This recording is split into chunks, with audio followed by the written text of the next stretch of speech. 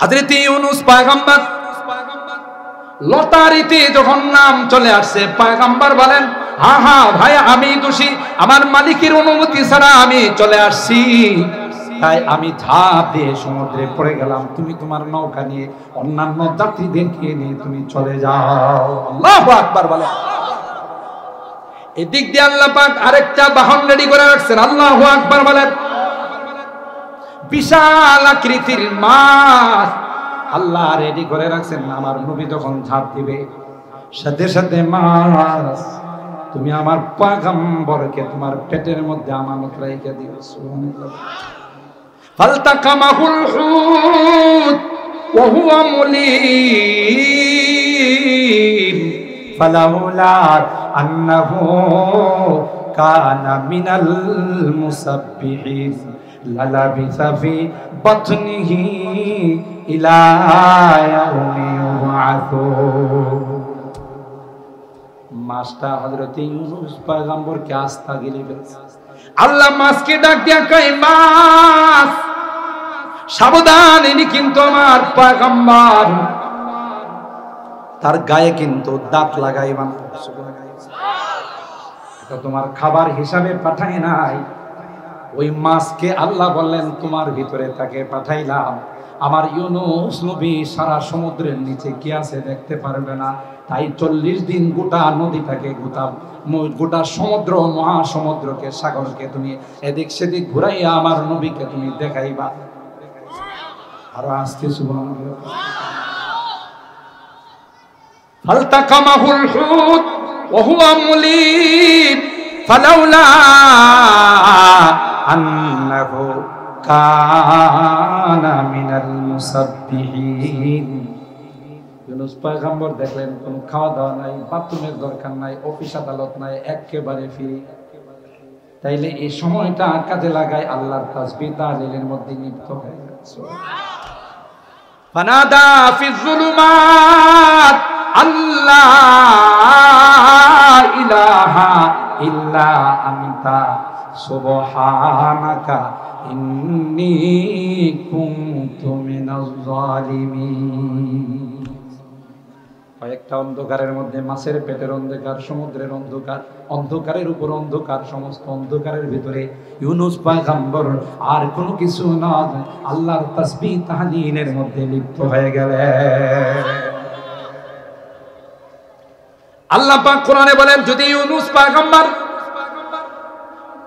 ওই মাছের পেটে আমি আল্লাহ তাসবিহ আর তাহলিল নিয়ে যদি লিপ্ত না হতো, লালাবিসা ফি বাতনিহি ইলা ইয়াউমি ইউবআসুন, কিয়ামত পর্যন্ত লাসারা বাতনুল হুতি কবরান লাহু, তাইলে হুতের পেটটা, মাছের পেটটা ইউনূস পয়গম্বরের কবর হয়ে যায়। এ ভাই 40 দিন মাছের পেটে ছিলেন। ইউনূস পয়গম্বরের কাছে খানা কে পার্সেল করলো? কথা কয় না, জোরে বলেন কে? আল্লাহ ডাক দিয়া কই, গোলাম, এ গোলাম, রিজিকের জন্য সকালবেলা পাগলের মতো বাসার থেকে বের হয়ে যাও, রাত 12টায় আসো। মাঝখানে আমি বলি আমারে 10-15 মিনিট দিবি। আমার মুয়াজ্জিন আমার পক্ষ থেকে ডাকে আর বলে আল্লাহকে 15 মিনিট সময় দিয়া যাও। এ গোলাম, তোর সময় হয় না, আমি আল্লাহকে 10-15 মিনিট সময় দিতে পারিস। যদি দিতে পারতে তাইলে ওই মাঝখানের সময় ইবাদত করার কারণে পরবর্তীতে ব্যবসা বাণিজ্য, চাকরি নকরি সবগুলোই আমি আল্লাহ ইবাদতে পরিণত করে দিতাম। আরে নামাজ পড়ার পরে তো আমি বলছি, ফাইদা কুদিয়াতিস সালাত ফান্তাশিরু ফিল আরদ, যা বাইরে যা, আমার রিজিক তালাশ কর। গোলাম, তুই যখন মার পেটে ছিলে রে, কে তোকে রিজিক দিয়েছে? জুনুনুম মিনকা আনতা সালি রিজকি ওয়া ইরযাকু ফি গিশাওয়াতিহিল জানিন। পাগল, মার পেটে যে আল্লাহ তোকে রিজিক পৌঁছাইছেন, সে আল্লাহকে এখন রিজিক দিবে না? কথা বলেন। ওমা মিন দাব্বাতিন ফিল আরদ ইল্লা আলাল্লাহি রিজকুহা ওয়া ইয়ালামু মুস্তাকাররাহা ওয়া মুস্তাওদাআহা কুল্লুন ফি কিতাবিন মুবিন। আমি আপনার আশা 50,000 বছর পূর্বে কি খাবো, কোথায় বসবাস করব, সব কিছু আল্লাহ বাজেট করে রাখছে। সুবহানাল্লাহ, জুরে কোন। সম্মানিত সুধী, লম্বা আলোচনা করব না। আমি যে আলোচনা শুরু করেছি, এরা হলো ওই জাতি যে জাতি নবীদের সঙ্গে বেয়াদবি করছে। কথা বলেন ঠিক? মুসা বলতেছেন আলাইহিস সালাম, আরে আমি তো আমার ইচ্ছায় আসি নাই, কার ইচ্ছায়? ক্বালা কাল্লা ইন্না মা'য়া রাব্বী সায়াহদিন। না না, আমাদেরকে আল্লাহ মারবেন, যেহেতু আল্লাহর হুকুমে আসছি, অবশ্যই অবশ্যই আল্লাহ আমাদেরকে নাজাতের ব্যবস্থা করে দিবে। কথা বলেন ঠিক কিনা? এরা হলো ওই জাতি। আল্লাহ পাক বললেন আপনার লাঠি দিয়ে আঘাত করে, লাঠি দিয়ে আঘাত করতে দেরি হয়, লোহিত সাগরে 12টা পদ্মা সেতু হতে দেরি হয় না। জোরে বলেন সুবহানাল্লাহ। আমার ভাইরা, ওই বড় বিষাক্ত জাতি যারা নবীদেরকে হত্যা করেছে, যারা আল্লাহর ওলিদেরকে হত্যা করেছে, এরা এখন মানুষ হত্যা করবে, এটা কোনো আশ্চর্যের বিষয় নয়। কথা বলেন ঠিক? কিন্তু মনে রাখেন আল্লাহ বড় ধৈর্যশীল। 13টি বছর আল্লাহর হাবিবকে নির্যাতন করছে, আল্লাহ কোনো অ্যাকশনে যান নাই। কথা বলেন, মাক্কি জিন্দেগি আল্লাহর হাবিবের কয় বছর ছিল? 13টি বছর মাক্কি জিন্দেগিতে আল্লাহর হাবিবের উপর নির্যাতন হয়েছে। আল্লাহর হাবিবের উপর নির্যাতন হয়েছে, আল্লাহর হাবিব কোনো অ্যাকশনে যায় নাই। সাহাবায়ে কেরামের উপর নির্যাতন হয়েছে। কথা বলেন ঠিক কিনা? একটা পর্যায়ে সাহাবায়ে কেরাম আল্লাহর হাবিবের কাছে খানায়ে কাবার সামনে আইসা বলতেছে, মাতা নাসরুল্লাহ। ওগো আল্লাহর হাবিব, আর সহ্য হয় না, এদের অত্যাচার আর নির্যাতনে অস্থির হয়ে গেছে, কবে গো আল্লাহর সাহায্য আসবে? আল্লাহ ডাক দেয়া কয়, আলা ইন্না নাসরাল্লাহি করিব। না না, বেশি দূরে নয়, এই তো আমি আল্লাহ সাহায্য পাঠাবো।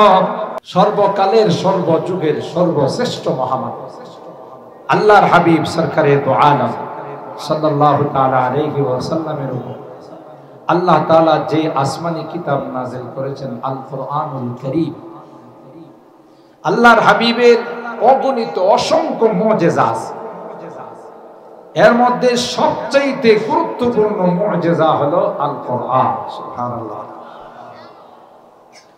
কোরআনে কারীম যখন আল্লাহ তাআলা নাযিল করেন, কাফেররা, মক্কার মুশরিকরা ফুসফুস কানা ঘোষা করে যে মুহাম্মদ এই কোরআন নিজে বানায়া আমাদের কাছে পেশ করে। নাউযুবিল্লাহ। আল্লাহ তাআলা তাদেরকে প্রথমে চ্যালেঞ্জ দিলেন, তাইলে তোমরাও তো সাহিত্যিক, তোমরাও তো আরবি ভাষায় তোমাদের পাণ্ডিত্য আছে, কোরআনের মতো একখানা কোরআন বানায়া তোমরা জাতির সামনে পেশ করে দাও, প্রমাণ হয়ে যাবে যে এই কোরআন আল্লাহ প্রদত্ত কোরআন নয়, মুহাম্মদের বানানো।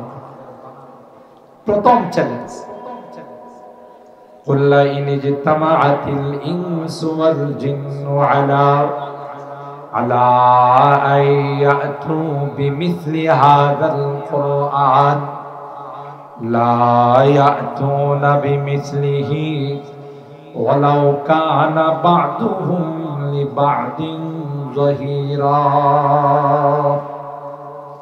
আল্লাহর হাবিব মক্কার মানুষগুলোকে ডাক দেয়া বলে দিল, যেহেতু তোমরাও আরবি ভাষায় তোমাদের পাণ্ডিত্য আছে, মানব আর দানব সকলে মিলে তোমরা চেষ্টা করো কোরআনের মতো একখানা কোরআন যদি তোমরা বানিয়ে পেশ করতে পারো, তাহলে বোঝা যাবে কোরআন আল্লাহ প্রদত্ত কালাম নয়, এটা মুহাম্মদের বানানো কালাম।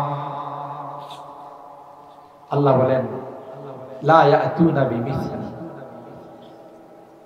পর্যন্ত যদি তারা চেষ্টা করে কোরআনের মতো কোরআন বানিয়ে পেশ করার ক্ষমতা তাদের, ঠিক কিনা বলেন? এরপর আল্লাহ বলেন চ্যালেঞ্জটা বোধহয় বড় হয়ে গেল, কঠিন হয়ে গেল, আরো ছোট করে চ্যালেঞ্জ দিলাম, ফাতু বিআশরি সুওয়ারিম মিসলিহি মুফতারায়াত ওয়াদউ মান ইসতাতা'তুম মিন দুনিল্লাহি ইন কুনতুম সাদিকিন। দ্বিতীয় নাম্বার চ্যালেঞ্জ হলো কোরআনের যে সূরা আল্লাহ তাআলা নাযিল করেছেন কোরআনে কারীমে, এর মধ্য থেকে যে কোনো 10টি সূরা বানিয়ে তোমরা পেশ করো। কয়টি সূরা? গোটা কোরআন পেশ করা তো তোমাদের জন্য কঠিন, কষ্টকর। শুধুমাত্র 10টি সূরা, 10খানা সূরা বানায়া তোমরা পেশ করো। তাইলে 114খানা সূরা থেকে কোরআন শরীফে সূরা কতগুলো আছে? 100। তো যদি 10টি সূরার চ্যালেঞ্জ করা হয়, মাইনাস হলো কত? 104খানা সূরা মাইনাস। কোনো নির্দিষ্ট করা হয় না, যেখান থেকে ইচ্ছা সেখান থেকে কোরআনে কারীমের মতো, কোরআনে কারীমের ফাসাহাত, বালাগাত, সাহিত্যিকতা পূর্ণ এরকমের সুন্দর করে বানিয়ে তোমরা 10টি সূরা পেশ করো। আর এর জন্য যাদের সহযোগিতা দরকার, সবার সহযোগিতা নয়, ওয়াদউ মান ইসতাতা'তুম মিন দুনিল্লাহ, আল্লাহ ব্যতীত যাদের সহযোগিতা দরকার সবার সহযোগিতা। যদি তোমরা তোমাদের দাবিতে সত্যবাদী হয় না যে এই কোরআন আল্লাহর কালাম নয়, তাও চেষ্টা করে দেখছে, কোনো কুল কিনারা পায় না। আল্লাহ বলেন না, চ্যালেঞ্জটা বোধহয় এখনো বড় হয়ে গেল। শেষ পর্যায়ে আল্লাহ তাআলা চ্যালেঞ্জ করলেন, وَإِن كُنتُمْ فِي رَيْبٍ مِّمَّا نَزَّلْنَا عَلَىٰ عَبْدِنَا فَأْتُوا بِسُورَةٍ مِّن مِّثْلِهِ وَادْعُوا شُهَدَاءَكُم مِّن دُونِ اللَّهِ إِن كُنتُمْ صَادِقِينَ। আল্লাহ বলেন আমার কালামে কোনো সন্দেহ নাই। যে কোনো লেখক যখন কোনো বই পুস্তক লিখে তখন তার ভূমিকার মধ্যে সে বলে, ও ভাই, আমার পুস্তকের মধ্যে, বইয়ের মধ্যে যদি কোনো ভুল ত্রুটি দৃষ্টিগোচর হয় আমাকে অবগত করাইলে পরবর্তী এডিশনের মধ্যে আমি ঠিক করে নেব, ঠিক কিনা বলেন? কিন্তু আল্লাহ পাক রব্বুল আলামিন কোরআনুল কারীমের সূরাতুল বাকারার শুরুতেই আল্লাহ পাক বলেন লা রাইবা ফি, আমার কালামে বিন্দু পরিমাণ কোনো সন্দেহ নাই। সুবহানাল্লাহ। সন্দেহের বংশ নাই, সন্দেহের নাম মাত্র নেই, লেশ মাত্র নেই। লা রাইবা ফি ওয়া ইন কুনতুম ফি রাইবিন মিম্মা নাযালনা, তোমাদের অন্তরে যদি সন্দেহের বেরাম থাকে, আমার কোরআনে তো কোনো সন্দেহ নেই, তোমাদের কলবের মধ্যে যদি কোনো সন্দেহ থাকে তাইলে তোমরা কোরআনের যে সকল সূরা আছে এর মধ্যে সবচেয়ে ছোট সূরা মুস্তামিলিন আলা সালাসে আয়াত, যে কোরআনের যে সূরার মধ্যে মাত্র 3টি আয়াত আছে, ওই সূরাটার নাম হলো সূরাতুল কাউসার। সুবহানাল্লাহ। সূরাতুল কাউসারের মধ্যে মাত্র 3টি আয়াত আছে। আল্লাহ পাক বলেন ওয়া ইন কুনতুম ফি রাইবিম মিম্মা নাযালনা আলা আবদিনা ফাআতু বিসূরাতিন মিন মিসলি, সবচাইতে ছোট সূরা সূরাতুল কাউসারের মতো 3 আয়াত বিশিষ্ট একটি সূরা বানায়া তোমরা যদি পেশ করতে পারো তাহলে বোঝা যাবে যে এই কোরআন আল্লাহর কালাম নয়, এটা মুহাম্মদের বানানো কালাম। যাও, ওয়াদউ শুহাদাআকুম মিন দুনিল্লাহি ইন কুনতুম সাদিকিন। যা যা দরকার, যাদের সাহায্য সহযোগিতার দরকার, সবার কাছ থেকে তোমরা সাহায্য নিতে পারো, শুধু আল্লাহ ব্যতীত। কে ব্যতীত? কে ব্যতীত? মিন দুনিল্লাহ, আল্লাহ ব্যতীত সবার কাছ থেকে তোমরা সাহায্য নিতে পারো, সহযোগিতা নিতে পারো। তবে কোরআনের সূরাতুল কাউসারের মতো একটি সূরা বানায় পেশ। এবার চ্যালেঞ্জটা অনেক ছোট হয়ে গেল, কথা কয় না। আগের মতো কি আর বড় আছে?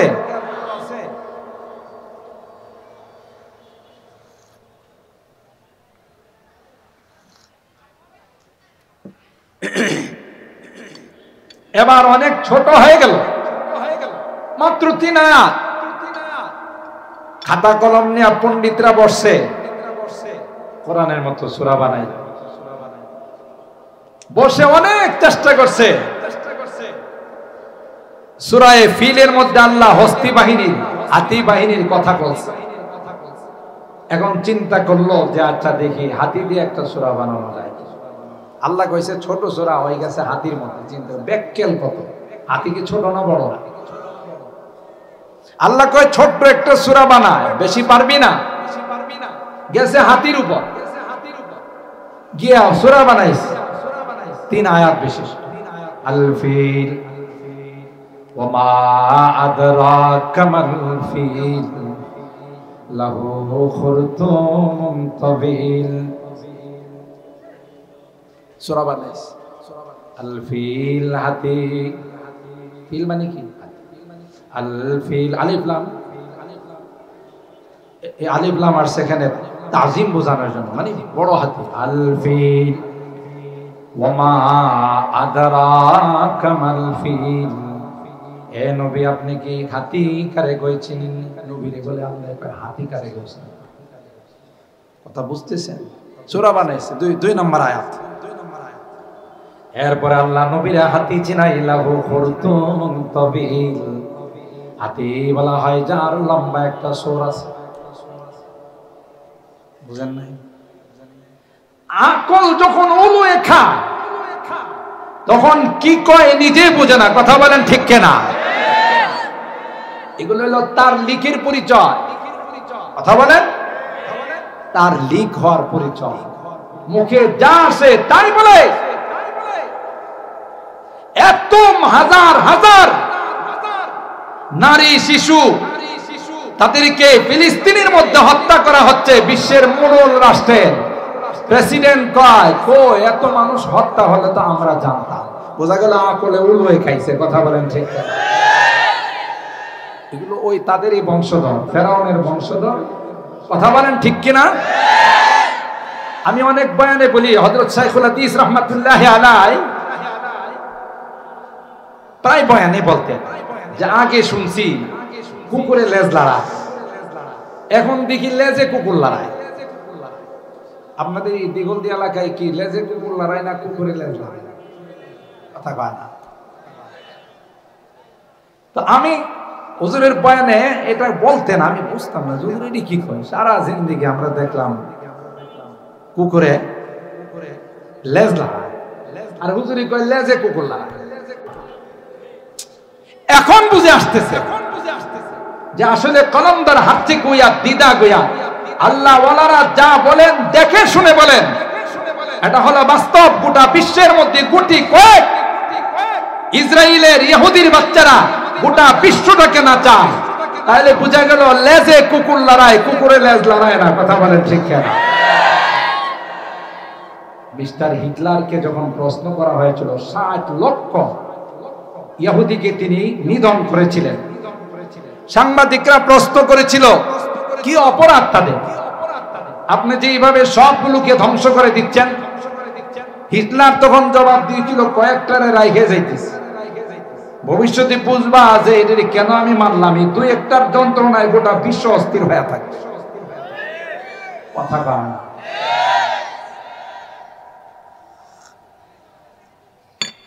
হিটলারের কথা অক্ষরে অক্ষরে বাস্তবায়ন। আর আমাদের বুজুর্গানে দ্বীনের মধ্যে শাইখুল হিন্দ মাহমুদুল হাসান দেওবন্দি রাহমাতুল্লাহি আলাইহি, যিনি দারুল উলুম দেওবন্দের প্রথম ছাত্র, ডালিম গাছের নিচে যে মাদ্রাসা সাতটা মসজিদের মধ্যে শুরু হয়েছিল, মোল্লা মাহমুদ ছিলেন উস্তাদ আর শাইখুল হিন্দ মাহমুদ আল হাসান দেওবন্দি রহমতুল্লাহ আলাইহি ছিলেন ছাত্র। সুবহানাল্লাহ। ये एक सनम खाना है जहां महमूद बहुत तैयार हुए। এটা এমন একটা কারখানা, যে কারখানা থেকে শুধু একজন শাইখুল হিন্দ নয়, লক্ষ লক্ষ শাইখুল হিন্দ পাওয়া যায়। কথা বলেন ঠিক কিনা? আজকে এই শাইখুল হিন্দের রূহানি ফরজম জীবিত আছে বলেই বাতিলরা আমার এই প্রিয় মাতৃভূমিকে গ্রাস করতে পারে না। কথা বলেন ঠিক কিনা? আল্লামা ইয়াসির আলী বিজমরি রাহিমাহুল্লাহ তিনি তার এই কবিতার অংশের মধ্যে বলতেছেন, ये एक सनम खाना है जहां महमूद बहुत तैयार हुए, इस खाक के दर्रे दर्रे से, इस खाक के दर्रे दर्रे से किसे दर्ज शरर बेदार हुए, इल्म हुनर का गहवारा तारीख का होशे पारा है, हर फूल हाय के शोला है, हर सर्व यहाँ में नारा है। अल्लाहु আকবার। আমি আমার অনেক আমার দেশে যারা রাজনীতি করে অনেকে বুঝে না, না বুঝে আমাদের ওলামায়ে কেরামদেরকে রাজাকার কথা পায় না, পাইকারি ভাবে ওলামায়ে কেরামদেরকে স্বাধীনতা বিরোধী বলে। কথা বলেন ঠিক কিনা? অথচ তাদের ইতিহাস পড়া উচিত, গোড়াতে হাত দেওয়া উচিত। এই স্বাধীনতার বীজ যারা রোপণ করেছেন, স্বাধীনতার গোড়াপত্তন যারা করেছেন, তারা আমাদের আকাবের দেওবন্দের ওলামায়ে কেরাম। স্বাধীনতার জন্য চান্দনী চক থেকে নিয়ে খাইবর পর্যন্ত এমন কোন গাছ ছিল না যেই গাছে ওলামায়ে দেওবন্দের লাশ ঝুলে না। 200 বছর ভারত উপমহাদেশকে ইংরেজ বেনিয়ারা শাসন করেছে, কারো সাহস ছিল না তাদের বিরুদ্ধে যুদ্ধ ঘোষণা করার। এতটাই এরা মজবুত হয়েছিল, এতটাই এরা কোন আশা করে রেখেছে। শাহ ওলিউল্লাহ মুহাদ্দিস দেহলভী রাহমাতুল্লাহি আলাইহি তাদের বিরুদ্ধে যুদ্ধ করা, জিহাদ করা ফরজের ঘোষণা দিলেন। রেশমি আন্দোলন হয়েছে, ওলামায়ে কেরাম তাদের বিরুদ্ধে জিহাদে ময়দানে ঝাঁপিয়ে পড়েছেন। কথা বলে ঠিক কিনা? এরা পলাতে বাধ্য, ভারত উপমহাদেশ ছাড়তে বাধ্য।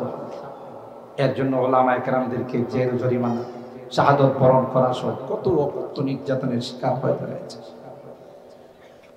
তারপর ভারত উপমহাদেশ স্বাধীন হল। ভারত উপমহাদেশ স্বাধীন হওয়ার পর তার থেকে পাকিস্তান স্বাধীন হল। কথা কয় না? পাকিস্তান স্বাধীন হওয়ার পর পূর্ব পাকিস্তান, পশ্চিম পাকিস্তান হলো। সেই আবার আমরা পূর্ব পাকিস্তান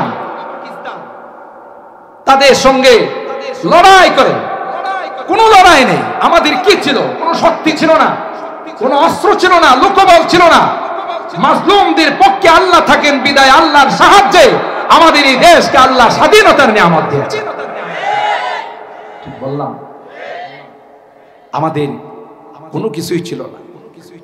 যারা মাজলুম হয়, আমরা তাদের দ্বারা নির্যাতিত ছিলাম, নিপীড়িত ছিলাম, শোষিত ছিলাম। এই জন্য আল্লাহর সাহায্য আমাদের উপরে এসেছে। আর তাদের পক্ষ থেকে জঘন্যতম কিছু অপরাধ ছিল। 1 নম্বর অপরাধ ছিল পাইকারি ভাবে মানুষ হত্যা করা, ভালো মন্দ যাচাই ছিল না। কথা কয় না? 1 নাম্বার 2 জ্বালাও পোড়াও, যেখানে গেছে ওখানে আগুন লাগাইছে, এটা আল্লাহ সহ্য করে না। নাম্বার 3 ধর্ষণ, জিনা, ব্যভিচার, এটাও তাদের দ্বারা হয়েছে, এটা আল্লাহ বরদাস্ত করে না। কথা বলেন ঠিক কিনা? নাম্বার 4 লুটতরাজ, যেখানে যা পাইছে সব নিজেরা লুট করে খাইছে, মনে করছে এটা এর বাপ দাদার সম্পদ। কথা বলেন ঠিক কিনা? কয়টা অপরাধ ছিল? এই চারটা জঘন্যতম অপরাধ করার কারণে তাদের উপর আসমানি গজব নাযিল হয়েছে। কথা বলেন ঠিক কিনা? আমরা আমাদের এই পূর্ব পাকিস্তান আমরা স্বাধীনতার নিয়ামত পেয়েছি। বলুন তো দেখি, ভারত উপমহাদেশ যদি স্বাধীন না হতো, পাকিস্তান হতো? কথা বলেন। পাকিস্তান না হলে পূর্ব পাকিস্তান, পশ্চিম পাকিস্তান হতো। তো পূর্ব পাকিস্তান যদি না হতো তাহলে কি বাংলাদেশ হতো? তাহলে এই স্বাধীনতার পিছনে অবদান কাদের? উলামায়ে দেওবন্দের। এই স্বাধীনতার স্লোগান দেওবন্দ মাদ্রাসা থেকে সর্বপ্রথম শুরু হয়েছে, ঠিক কিনা বলেন? ইসলাম কে ইস মরকজ সে হুই তকদীস আয়া আজাদি কি। আজাদি মানে স্বাধীনতা। ইসলামের এই মার্কাজ দেওবন্দ মাদ্রাসা থেকে স্বাধীনতার স্লোগান মুখরিত হয়েছে, ঠিক কিনা বলেন? আল্লাহর ওলিরা এমনি বলেন না, বাস্তব ইতিহাস সামনে নিয়ে লেখা। ইসলাম কে ইস মরকজ সে হুই তকদীস আয়া আজাদি কি। इस बाम हरम से गूंजी है, इस बाम हरम से गूंजी है सोबाराज़ा आज़ादी की। इल्म हुनर का गहवारा तारीख का वो शहपारा है। हर फूल हाय की शोला है, हर सर्वा यहाँ मीनारा है। अल्लाह শুধু এতটুকু ইশারা দিয়ে গেলাম। এখনো যদি পরীক্ষা করতে চাও, আমার এই দেশের প্রিয় মাতৃভূমির দিকে যদি কেউ শকুনের দৃষ্টিতে তাকায়, এ দেশের 1 ইঞ্চি মাটি যদি কেউ দখল করতে চায়, সর্বপ্রথম তাকে প্রতিহত করার জন্য যারা মাঠে নামবে এরা হলো হক্কানি উলামায়ে কেরাম। কারণ এদের বিদেশে কোনো সেকেন্ড হোম নেই, সুইস ব্যাংকে তাদের কোনো টাকা জমা নেই, এদেশেই জন্ম, এদেশেই তাদের মৃত্যু। কথা বলেন ঠিক কিনা?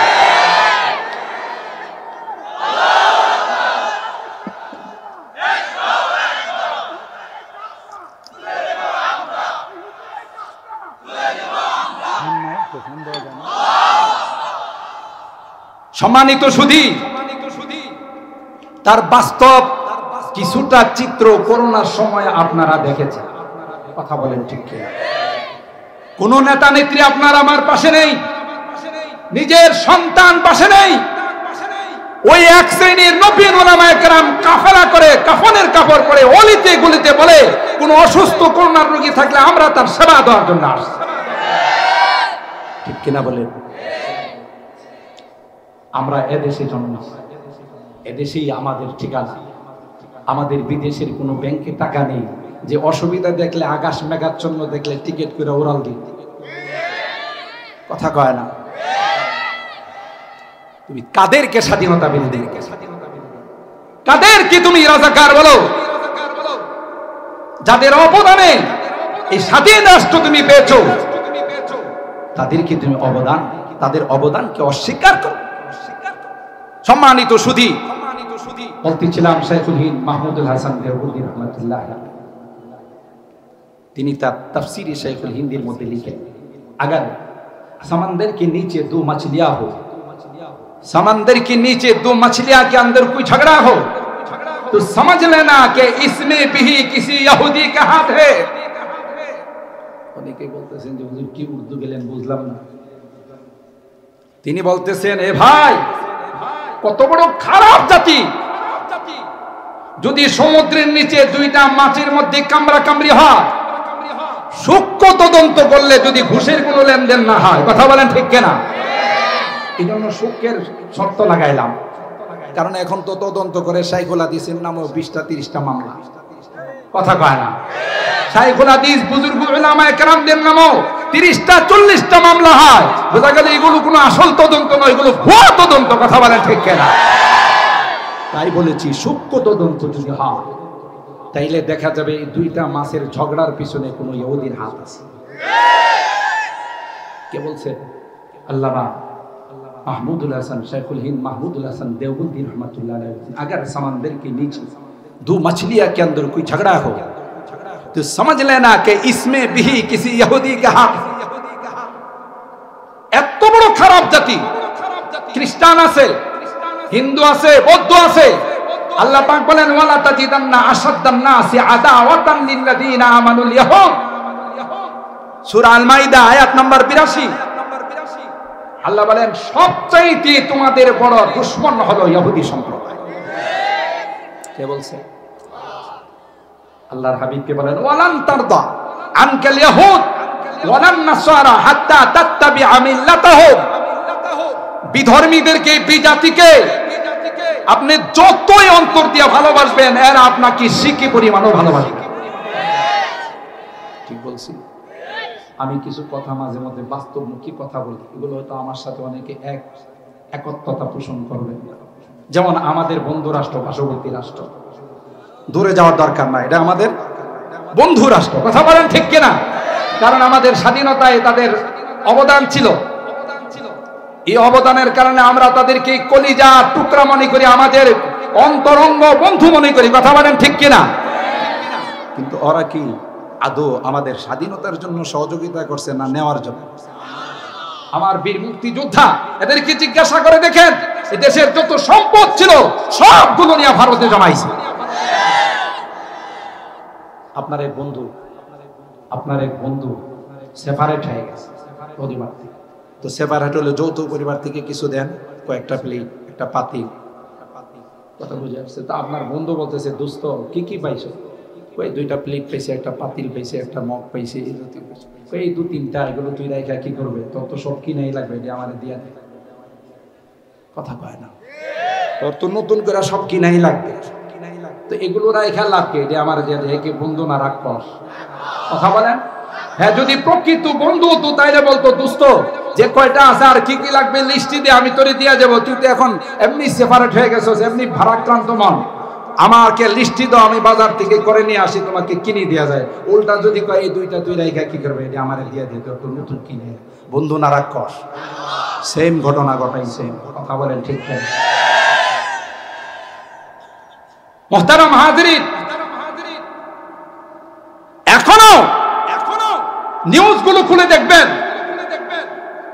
এখনো বর্ডারের মধ্যে কয়েকজন আমার বাংলাদেশিকে হত্যা না করলে তাদের কলিজা শান্তি হয় না। অথচ আমরা তাদেরকে কত শ্রদ্ধা করি। কথা বলেন ঠিক কিনা? কত তাদের হাতে পায়ে আমাদের প্রাইম মিনিস্টার ধরছে, কত বলছে যে তিস্তার পানির চুক্তি করেন, না করুন। যখন আমাদের পানির দরকার হয়, চাষাবাদের দরকার হয়, ফারাক্কা বাদ দিয়ে রাখি। আমরা আমাদের জমিনগুলো চৌচির হয়ে ময়দান পাথর হয়ে যায়, কোনো ফসল হয় না। আর যখন আমাদের দেশে পানির বন্যা হয়, তখন ওরা বাদ ছেড়ে দেয়, তারা পানিতে ডুবে মর। এটা হলো আমাদের খাঁটি বন্ধুর পরিচয়। কথা বলেন ঠিক কিনা? আরে আরে কোরআনে আল্লাহ বলেন লা তাত্তাখিদুল ইয়াহুদা ওয়ান নাসারা আউলিয়া বাদুহুম আউলিয়া ওয়া বাদ। হে মুসলমান, কোন বিদাতি তোমাদের বন্ধু হতে পারে না, এরা একে অপরের বন্ধু। কথা বলেন ঠিক কিনা?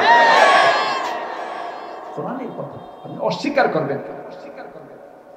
যাই হোক, এই গুটি কয়েক ইহুদি যাদের ব্যাপারে আল্লাহ আল্লামাহু শাদীদুল কুওয়া যু মিরওয়াতিন ফাসতাওয়া ওয়া হুয়া বিল উফুকিল আ'লা সুম্মা দানা ফাতাদাল্লা। হযরত মুসা পয়গম্বর বলেন, না না, নবীরা কোনদিন নিজের ইচ্ছায় কোন হুকুম জারি করে না। আমি তো এখানে আমার ইচ্ছায় আসি না, কার অর্ডারে।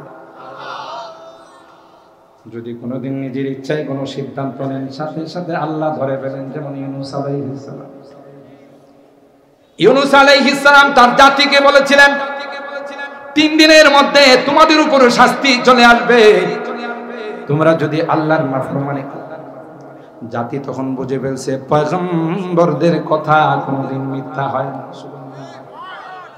নবীজি তো বলেছেন 3 দিনের মধ্যে শাস্তি চলে আসবে, তাইলে নিশ্চয় আল্লাহর গজব আসবে। গোটা জাতি বাল বাচ্চা সবকিছু নিয়ে ময়দানে এসে আল্লাহর কাছে তাওবা করে। সুবহানাল্লাহ। ফালাউলা কানাত ক্বরিয়াতুন আমানাত ফানাফাআহা ঈমানুহা ইল্লা কওমা ইউনুস। সুবহানাল্লাহ। আল্লাহ পাকের দয়ার সাগরে রহমতের জোর চলে আসছে। আল্লাহ বলেন, হায় হায় মানুষগুলো কাঁদতেছে, সবাইকে নিয়ে আমার কাছে কাঁদতেছে। আল্লাহ পাক আযাব উঠাই দিলেন। এদিক দিয়ে হযরত ইউনূস পয়গম্বর যেহেতু শাস্তি আসবে এলাকা ছেড়ে চলে গেছে। নদী পারাপার, নৌকা দিয়ে নদী পারাপার যখন হতে লাগলেন, মাঝখানে গিয়ে নৌকা শুধু ঘুরে। আরো যাত্রী ছিল, নৌকা ঘুরে, নৌকা সামনের দিকে যায় না। মাঝি ডাক দেয়া কয়, আমার নৌকাতে যদি কোনো গোলাম মালিকের পারমিশন ছাড়া চলে আসে, তাইলে নৌকা সামনের দিকে যায় না। কে আছেন বলুন, আপনি কি মালিকের পারমিশন ছাড়া আসছেন কিনা? দয়া করে আমার নৌকা থেকে নেমে যান, না হয় এই নৌকা শুধু চরকার মতো ঘুরতে থাকে। কেউ রাজি হয় না। একটা পর্যায়ে লটারি দেওয়া হলো, ফাসাহামা ফাকানা মিনাল মুদহাদিন। লটারি দেওয়া হলো, লটারির মধ্যে বারবার হযরত ইউনূস আলাইহিস সালামের নাম। ইউনূস পয়গম্বর বলেন, দোষী আমি নাকি? কথা বলছে, আমার কোনো দোষ নাই, লটারি ভুল, কথা কয় না। এ ভাই, এটা হলো নবীওয়ালা চরিত্র। নিজের কোনো দোষ হলে স্বীকার করে নিয়ে পদত্যাগ করা, কথা কয় না। এই চরিত্রগুলো বিজাতিদের মধ্যে আছে। আমাদের পার্শ্ববর্তী রাষ্ট্রে কোনো মন্ত্রণালয়ে যদি কোনো দুর্নীতি প্রমাণিত হয়, মন্ত্রণালয়ের মন্ত্রী বলেন, আমার দোষের কারণে আমি পদত্যাগ করলাম। কিন্তু আমার দেশে যদি দেশ গুল্লায় যায়, লক্ষ লক্ষ মানুষ মারা গেলেও মন্ত্রী কোনোদিন পদত্যাগ করবে না। ঠিক বললাম না বেঠিক বললাম? ও ভাই, কি জন্য করে না? এদের কাছে দেশপ্রেম আছে, আমাদের কাছে দেশপ্রেম নাই। যদি দেশপ্রেম থাকতো তাহলে বলতো দেশের জন্য কোনো ক্ষতি না হয়, আমার প্রিয় মাতৃভূমি যেন কোনো ক্ষতি না হয়। আমার ক্ষতি হবে, আমি পদত্যাগ করে চলে যাব, কিন্তু দেশের কোনো ক্ষতি হতে দেব না। এটা প্রমাণ করে হাজারো দুর্নীতি, হাজারো সব কিছু প্রমাণ হলো, সে পদত্যাগ করতে চায় না। বোঝা গেল দেশের জন্য রাজনীতি করে না, পেটের জন্য রাজনীতি করে। আগে ঠিক বললাম? হযরত ইউনূস পয়গম্বর লটারিতে যখন নাম চলে আসছে, পয়গম্বর বলেন, হ্যাঁ হ্যাঁ ভাই, আমি দোষী, আমার মালিকের অনুমতি ছাড়া আমি চলে আসছি, তাই আমি ঝাঁপ দিয়ে সমুদ্রে পড়ে গেলাম। তুমি তোমার নৌকা নিয়ে অন্যান্য যাত্রীদেরকে নিয়ে তুমি চলে যাও। আল্লাহু আকবার বলেন। এদিক দিয়ে আল্লাহ পাক আরেকটা বাহন রেডি করে রাখছেন। আল্লাহু আকবার বলেন। বিশাল আকৃতির মাছ আল্লাহ রেডি করে রাখছেন। আমার নবী যখন ঝাঁপ দিবে, সাথে সাথে মাছ তুমি আমার পয়গম্বরকে তোমার পেটের মধ্যে আমানত রাইখা দিও। সুবহানাল্লাহ। ফালতাকামাহুল হুত ওয়া হুয়া মুলিম ফালাউলা আন্নাহু কানা মিনাল মুসাব্বিহিন লালাবিসা ফি বাতনিহি ইলা ইয়াউমি ইউবআসুন। মাছটা হযরত ইউনূস পয়গম্বরকে আস্থা গিলে ফেলছে। আল্লাহ মাছকে ডাক দিয়া কয়, মাছ সাবধান, ইনি কিন্তু আমার পয়গম্বর, তার গায়ে কিন্তু দাঁত লাগাইবা না। এটা তোমার খাবার হিসাবে পাঠাই নাই। ওই মাছকে আল্লাহ বললেন, তোমার ভিতরে তাকে পাঠাইলাম। আমার ইউনূস নবী সারা সমুদ্রের নিচে কি আছে দেখতে পারবে না, তাই 40 দিন গোটা নদীটাকে, গোটা সমুদ্র, মহাসমুদ্রকে, সাগরকে তুমি এদিক সেদিক ঘুরাইয়া আমার নবীকে তুমি দেখাইবা। আরো আসতে সুবহানাল্লাহ। ফালতাকামাহুল হুত ওয়া হুয়া মুলিম ফালাউলা আন্নাহু কানা মিনাল মুসাব্বিহিন। ইউনূস পয়গম্বর দেখলেন কোন খাওয়া দাওয়া নাই, বাথরুমের দরকার নাই, অফিস আদালত নাই, একেবারে ফ্রি। তাইলে এই সময়টা কাজে লাগায় আল্লাহর তাসবিহ তাহলিলের মধ্যে লিপ্ত হয়ে যাচ্ছে। ফানাদা ফিজ যুলুমাত আল্লাহ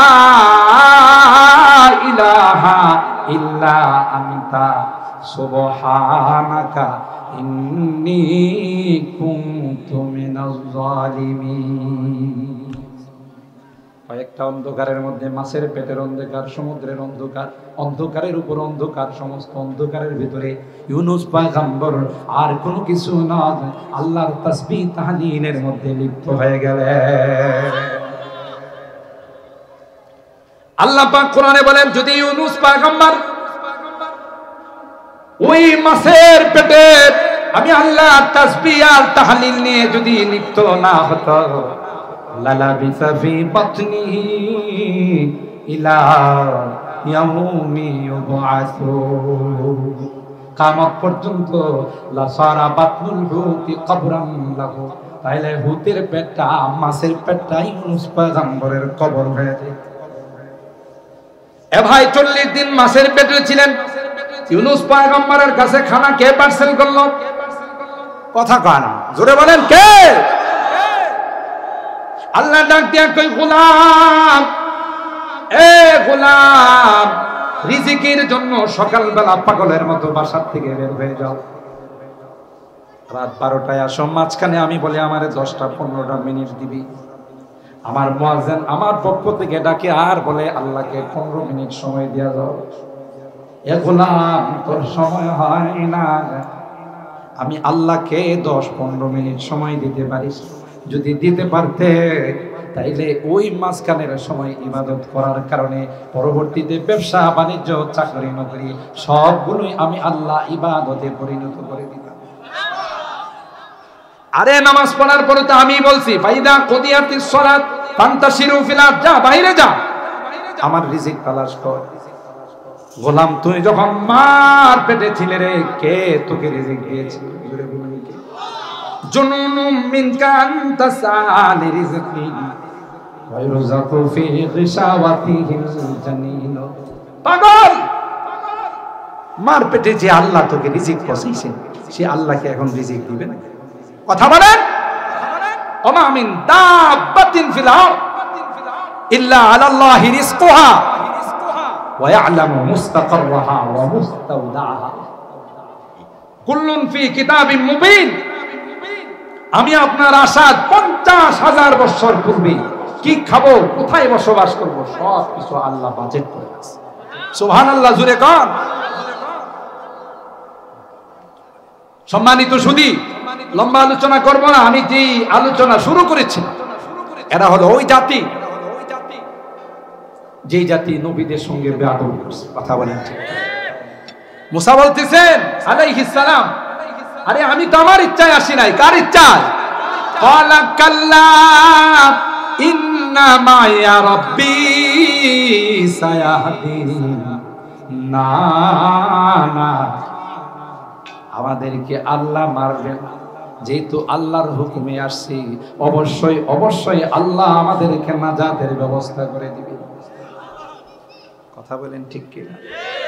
এরা হলো ওই জাতি। আল্লাহ পাক বললেন, আপনার লাঠি দিয়ে আঘাত করে, লাঠি দিয়ে আঘাত করতে দেরি হয়, লোহিত সাগরে 12টা পদ্মা সেতু হতে দেরি হয়। জোরে বলেন সুবহানাল্লাহ। আমার ভাইরা, ওই বড় বিষাক্ত জাতি যারা নবীদেরকে হত্যা করেছে, যারা আল্লাহর ওলিদেরকে হত্যা করেছে, এরা এখন মানুষ হত্যা করবে, এটা কোনো আশ্চর্যের বিষয় নয়। কথা বলেন ঠিক? কিন্তু মনে রাখেন, আল্লাহ বড় ধৈর্যশীল। 13টি বছর আল্লাহর হাবিবকে নির্যাতন করছে, আল্লাহ কোনো অ্যাকশনে যান নাই। কথা বলেন। মাক্কি জিন্দেগি আল্লাহর হাবিবের কয় বছর ছিল? 13টি বছর মাক্কি জিন্দেগিতে আল্লাহর হাবিবের উপর নির্যাতন হয়েছে। আল্লাহর হাবিবের উপর নির্যাতন হয়েছে, আল্লাহর হাবিব কোনো অ্যাকশনে যায় নাই, সাহাবায়ে কেরামের উপর নির্যাতন হয়েছে। কথা বলেন ঠিক কিনা? একটা পর্যায়ে সাহাবায়ে কেরাম আল্লাহর হাবিবের কাছে খানায়ে কাবার সামনে আইসা বলতেছে, মাতা নাসরুল্লাহ, ওগো আল্লাহর হাবিব, আর সহ্য হয় না, এদের অত্যাচার আর নির্যাতনে অস্থির হয়ে গেছে, কবে গো আল্লাহর সাহায্য আসবে? আল্লাহ ডাক দেয়া কয়, আলা ইন্না নাসরাল্লাহি করিব। না না, বেশি দূরে নাই, এই তো আমি আল্লাহ সাহায্য পাঠাবো, একটু সবর করো, একটু ধৈর্য ধারণ করো। সুবহানাল্লাহ।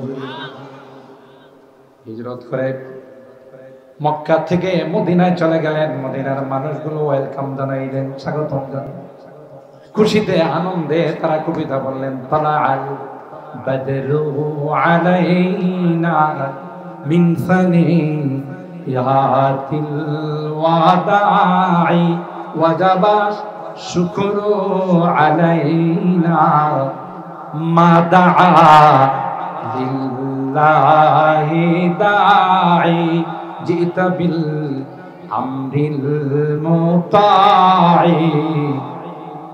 আল্লাহর হাবিবকে স্বাগতম জানাইছে এই সমস্ত কবিতাগুলো পড়ে। এরপরও তাদের ঝাল মিটে না। মক্কার আবু জাহেলের গোষ্ঠীরা কয়, না মদিনাতেও থাকতে দেব না।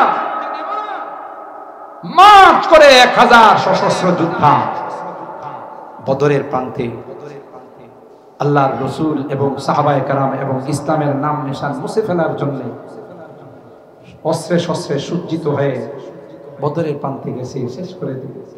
আল্লাহর হাবিব আল্লাহর কাছে হাত তুলে দোয়া করছেন, আল্লাহর কাছে দোয়া করছেন, আল্লাহ এখন যদি আর আমাদেরকে শেষ করে দেয়, এই জমিনে তোমাকে সিজদা দেওয়ার কেউ থাকবে না। আল্লাহ, তোমার নাম স্মরণ করার কেউ থাকবে না। তুমি যদি চাও এই জমিনে তোমাকে আল্লাহ বলে কেউ ডাকবে না, তোমার কুদরতি পায়ে কেউ সিজদা দিবে না, তাইলে আমাদেরকে ধ্বংস করে দাও। আর যদি চাও যে না এই জমিনে তোমার নাম স্মরণ করার সিজদা দেওয়ার কাউকে রাখবে, আজকে আসমান থেকে সাহায্য। সুবহানাল্লাহ। নবীদের দোয়া কবুল হয়েছে। জোরে বলে। হযরত আবু বকর পয়গম্বরের হাত মুবারকে ধরে বলেন, হাসবুকা ইয়া রাসূলুল্লাহ।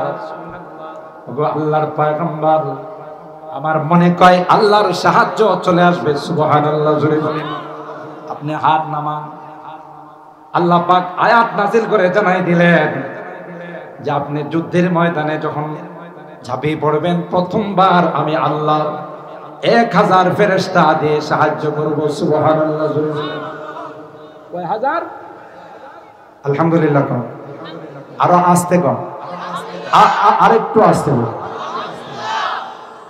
আমাদের আজকের মাহফিলের মাধ্যমে অত্যন্ত চমৎকার সুন্দর আলোচনা করে শেখুল হাদিস হযরতুল আল্লামা হাবিবুল্লাহ মাহমুদ কাসেমী দামাত বারাকাতুহু।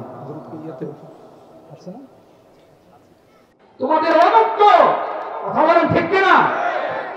আজকে গোটা বিশ্বের মুসলমান যদি এক প্ল্যাটফর্মে আওয়াজ দিতে, ইহুদির বাচ্চাদের খত্তর করে কাফা ছাড়া কোনো উপায় ছিল। আমাদের মধ্যে ইত্তিহাদ, ইত্তিফাক। এক, দুই নাম্বার হলো যে ভয়টা তাদের অন্তরে মুসলমানের ছিল, এটা উল্টা হয়ে গেছে। ওয়ালা ইয়ানজি আল্লাহ মিন সুদুরি আতুবিকুমুল মাহাওয়াতা মিনকুম ওয়ালা ইয়াখদিফান্না ফি কুলুবিকুমুল ওয়াহান। তোমাদের অন্তরে ওয়াহান আসবে না। ওয়ামান ওয়াহান ইয়া রাসূলুল্লাহ হুব্বুদ দুনিয়া ওয়া কারাহিয়াত। দুনিয়ার মহব্বত আর মৃত্যুকে আমরা পাগের মতো ভয় পাই। কথা ঠিক। আরে মুসলমান কেন ভয় পাবে? যেখানে আল্লাহ বলেননি হাররিদিল মুমিনিনা আলাল কিতাল ইয়াকুম মিনকুম 20 সাবিরুনা ইয়াগলিবু মিয়াতাইন। তোমরা একদম জানাইলে তারা 10 জন তোমাদের সামনে আসার সাহস পাবে। আল্লাহ বলেন এদের সাহস নাই। আর এরা কেন সাহস পাবে?